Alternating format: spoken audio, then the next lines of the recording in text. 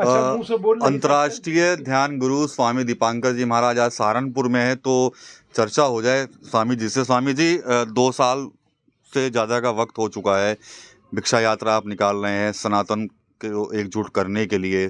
सिर्फ उत्तर प्रदेश ही नहीं, मेरे ख्याल से तो आप पूरे देश में कहीं ना कहीं यात्रा निकाल। तो क्या लग रहा है, क्या स्थिति है इस समय? क्या लग रहा है कि सनातन के लोग जो हैं वो एकजुट हो रहे हैं? मैं समझता हूं कि अपने स्वाभिमान पर गर्व करने लगे हैं, अपने हिंदू होने पर गर्व करने लगे हैं। और इस यात्रा को आज करते करते 760 दिन हो गए। आज 761वां दिन है। अब सोचिए कि 761 दिनों में 6 राज्य, 16,000 किलोमीटर, 85 लाख से ज़्यादा लोग जिन्होंने एकीकरण का संकल्प लिया, और अब यात्रा पूरे देश में जारी है। मुझे लगता है फिर से उत्तर प्रदेश की बारी है, फिर से आएगी घूमकर। अच्छा, आपने देखा होगा उस समय मंदिर खोजे जा रहे हैं, तो क्या कहेंगे आपका? मुझे कहने की जरूरत ही नहीं है भाई साहब, जहाँ खुदा है वहीं भगवान है, जहाँ खुद गया वहीं भगवान है, और वहीं से निकल रहा है। मैं उम्मीद करता हूँ कि कुछ चीज़ें हमारे बस में नहीं होती, प्रकृति जन्य होती हैं, परंतु जब वहाँ पर 78 का वो कांड सुनता हूँ तो सह लुटता हूँ। और शायद मुझे लगता है कोई भी उसे सुनेगा तो वो दुखी ही होगा। अब सोचिए ना कि वो 200 लोग भी तो किसी के परिवार के व्यक्ति थे। क्यों ये प्रतिमाओं को बंद कर दिया गया? क्यों मंदिरों पर ताला लगा दिया गया? क्यों बावड़ी पर मिट्टी फेंक दिया गया? मैं समझता हूं कि संभल का पुनर्निर्माण हो रहा है माननीय मुख्यमंत्री जी के नेतृत्व में, और हमारी अनंत शुभकामनाएं हैं भविष्य के आने वाले उस कुंभ की, जिस कुंभ में सनातन की एकता के लिए, हिंदुओं के संगठित होने के लिए यक्ष प्रश्न रखे जाएंगे, जिससे ना कि मात्र हिंदू एक हो, कुंभ से संदेश जाए कि हिंदू एक था, एक है और एक रहेगा। ना तो हिंदू बटेगा, ना हर गली नुक्कड़ पर कटेगा। आप लगातार भिक्षा यात्रा के जरिए लोगों को एकजुट करना चाह रहे हैं। अभी आपने कहा कि हिंदू एक रहेगा, लेकिन अभी भी कई जगह देखने को मिलता है कि लोग अभी भी जातियों में कहीं ना कहीं बटे हुए हैं। नहीं, सहारनपुर ने इसका प्रमाण दिया है। जो 8 तारीख को सहारनपुर में प्रोग्राम हुआ था, कार्यक्रम हुआ था, बांग्लादेश में हो रहे अत्याचार के प्रति, मैंने पहली बार देखा। जातियों की अनंत सभा देखी, मगर हिंदुओं का जन सैलाब पहली बार देखा। तो जब हिंदुओं का जन सैलाब अपनों के लिए खड़ा हो सकता है, तो मैं समझता हूं कि एक हिंदू होने का विचार बहुत बड़ा हो सकता है। तो ये हिंदू होने का विचार ही तो है जो हजारों लोगों को सड़क पर ले आया। और मैं समझता हूं कि बांग्लादेश में कोई जाति पूछ रहा है, या 90 में किसी ने जाति पूछी थी? कश्मीर में, कांधार में किसी ने खत्म करने से पहले नहीं पूछी? हिंदुकुश में नहीं पूछी? पाकिस्तान में किसी ने जाति नहीं पूछी? और सोचिए कि जो कास्ट शब्द है वो भारत का नहीं है, पुर्तगीज भाषा से लिया गया शब्द है। तो मैं समझता हूं कि हिंदुस्तान का जो हिंदू है अब कास्ट में ना बटकर राष्ट्र के लिए संगठित होकर खड़ा होगा। अपने लिए नहीं होगा तो आने वाली पीढ़ियों के लिए खड़ा होगा, मगर खड़ा जरूर होगा। 5 जनवरी से विश्व हिंदू परिषद मठ मंदिर ये मुक्ति आंदोलन अभियान शुरू कर रही है, लेकिन कहीं ना कहीं इससे पहले जो संघ प्रमुख हैं मोहन भागवत, उनका भी एक बयान आ गया कि भाई हर जगह मत तलाशिए।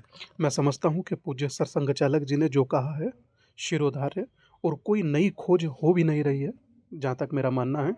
और जो उन्होंने कहा है उस पर विचार करना चाहिए, हर किसी को करना चाहिए।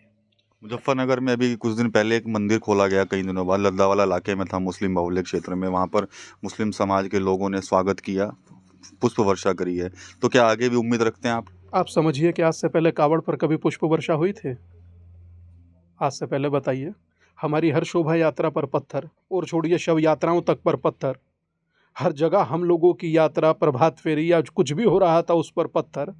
और 2 दिन पहले क्या हुआ आपके मध्य प्रदेश में सिखों के साथ? तो मैं समझ रहा हूं कि सबको सब दिख रहा है, उसके बाद भी अगर बटकर रहना चाहते हैं तो ये आपकी नियति है। मगर अब वर्तमान समय भी आपको इंगित कर रहा है, राष्ट्र भी आपको इंगित कर रहा है, परिस्थितियां भी भयानक हैं, आपको इंगित कर रही हैं। उसके बाद भी न संभले तो मैं समझता हूं कि पत्थरों की गलती नहीं है, उन्होंने तो ठोकर पूरे मारने में कमी नहीं छोड़ा। पहले नारा आया था बटेंगे तो कटेंगे, फिर आया है एक रहेंगे तो नेक रहेंगे, सेफ रहेंगे। अब कुंभ में पोस्टर लगे हैं डरेंगे तो मरेंगे। नहीं भाई साहब, घटेंगे तो भी कटेंगे, तो घटिए भी मत। एक होना जरूरी है, घटेंगे। आप सोचिए ना कि जहाँ जहाँ घटे वहाँ वहाँ कटे। चाहे पाकिस्तान ले लीजिए, कहाँ चले गए आज सब लोग? आपके सहारनपुर में ही ऐसे कई मोहल्ले हैं जिसमें से आज शायद मुझे लगता है कि कोई सनातनी या हिंदू दिखता भी नहीं, जिसे सो कॉल्ड पुलिस सेंसिटिव इलाका कहती है, संवेदनशील इलाका। आप सोचिए ना कि मैं अपने देश में उधर से यात्रा नहीं निकाल सकता क्योंकि वहाँ दिक्कत हो जाएगा, डीजे पर गाना नहीं चलाता कि दिक्कत हो जाएगा। हमने तो आज तक पत्थर नहीं फेंका ताजिए पर या किसी चीज पर। तो भाई साहब, हमारी राम यात्रा पर भी मत फेंकिए, हमारी यही प्रार्थना है। स्वामी जी कई मंदिर जो बंद थे, चलिए उनको खोलने की हो रही है, लेकिन उनको बंद करने के पीछे का क्या कारण मानते हैं आप, जो मंदिर बंद कर दिए गए थे कई साल पहले? ये वही कारण है जो बांग्लादेश में घटित हो रहा है, ये वही कारण है जो ऑस्ट्रेलिया में घटित हो रहा है, ये वही कारण है जो इज़राइल में घटित हो रहा है, फ़िलिस्तीन में घटित हो रहा है, गाज़ा में घटित हो रहा है। ये वही कारण है, कोई विशेष कारण नहीं है, बस ये है कि कारण को पहचानते नहीं हैं। हम सत्य ना तो बोलना चाहते हैं, ना स्वीकार करना चाहते हैं। सत्य ये है कि हमारा बँटना हमारे लिए दिक्कत है। आप सोचिए ना कि इतिहास में चले जाइए, अम्बी कोरपोरस बँटे थे, तो कटे थे। और वर्तमान में हम जहाँ-जहाँ बँट रहे हैं, आप सोचिए कि बांग्लादेश के एक व्यापारी से सुन रहा था, उसने कहा मेरे पास यहाँ पैसा भी था, मेरे पास यहाँ व्यवसाय भी था बहुत अच्छा और मेरी दुकान भी, मेरा मकान भी, सब कुछ था। बोले कि मेरा मकान लूट लिया गया, दुकान जला दिया गया और पैसा ले गए और बच्चों को मार दिया। तो मैं समझता हूँ कि पैसा सुरक्षा की गारंटी नहीं है, पर आप संगठित हैं, ये सबसे बड़ी सुरक्षा की गारंटी है। तो संगठित रहिए, एक रहिए, नेक रहिए और मैं समझता हूँ कि आपका एक होना ही आपके सुनामी के वेग जैसे इंगित करता है।